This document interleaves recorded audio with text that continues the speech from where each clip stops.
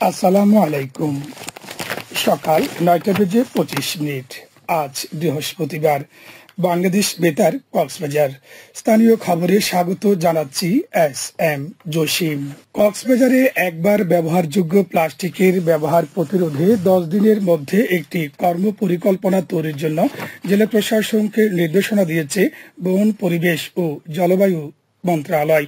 বুধবার জেলা প্রশাসক কার্যালয়ে অনুষ্ঠিত এক বৈঠকে এই নির্দেশনা দেন বন, পরিবেশ ও জলবায়ু মন্ত্রণালয়ের অতিরিক্ত সচিব ডক্টর ফাহমিদা খানম।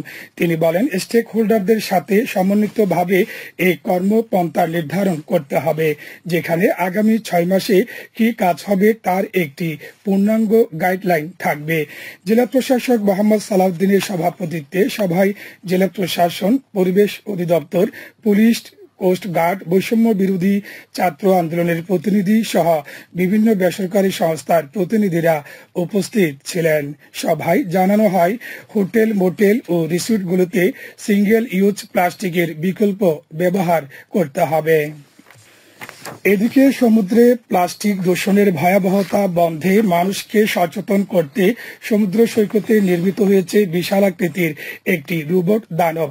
জেলা প্রশাসন, কক্সবাজার ও স্বেচ্ছাসেবী সংগঠন বিদ্যানন্দ ফাউন্ডেশনের উদ্যোগে নির্মিত সৈকতের সুগন্ধা সিগাল পয়েন্টে প্রদর্শন করা হচ্ছে প্লাস্টিক বর্জ্যে তৈরি এই দানব ভাস্কর্য।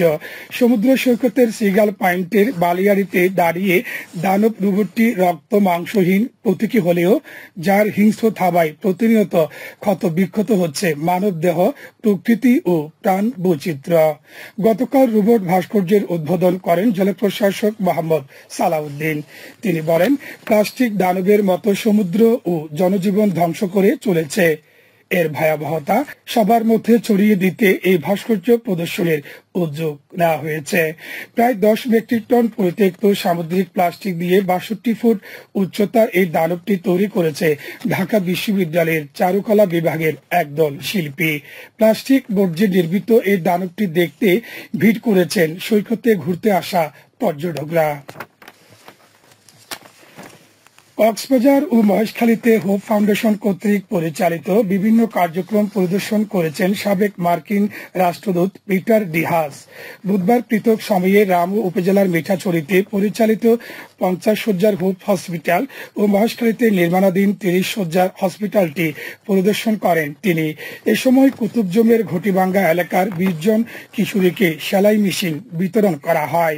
পরিদর্শনকালে হোপ ফাউন্ডেশনের country director K M Zahiduzzaman সহ সংশ্লিষ্টরা উপস্থিত ছিলেন।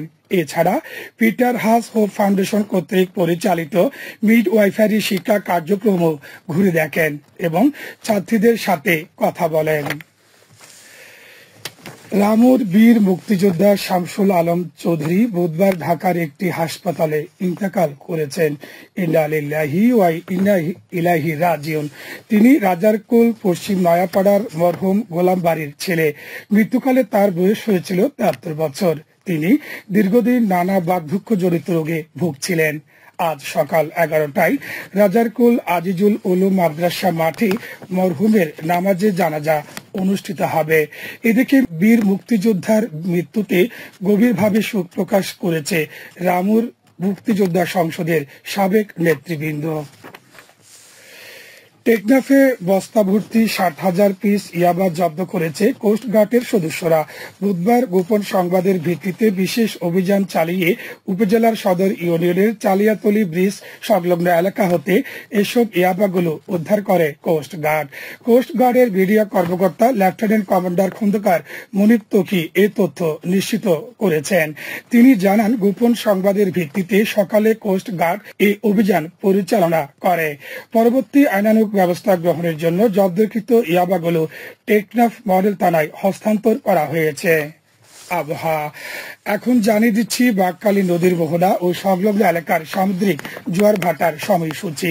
আজ জোয়ার শুরু হয়েছে সকাল ৭টা ৬ মিনিটে, চলবে দুপুর ১২টা ৪৫ মিনিট পর্যন্ত। ভাটা শুরু হবে দুপুর ১২টা ৪৫ মিনিটে, চলবে সন্ধ্যা ৬টা ৫৩ মিনিট পর্যন্ত। সবশেষে পর্যটক বার্তা। পর্যটন নগরী কক্সবাজারে আগত ভ্রমণ পিয়াসুদের সাগরের পানিতে নামার পূর্বে সাবধানতা অবলম্বন করার জন্য অনুরোধ করা হচ্ছে। যারা সাঁতারে দক্ষ নন তাদের পানিতে বেশি দূর যাওয়া উচিত নয়। ভাটার সময় স্রোতের সাগরমুখী টান প্রবল হওয়ায় সাগরের গভীরে ভেসে যাওয়া এমনকি প্রাণহানির আশঙ্কা থাকে। সেই সাথে পর্যটকদের স্বাস্থ্যবিধি মেনে চলার পরামর্শ দেওয়া হচ্ছে। খবর শেষ হলো।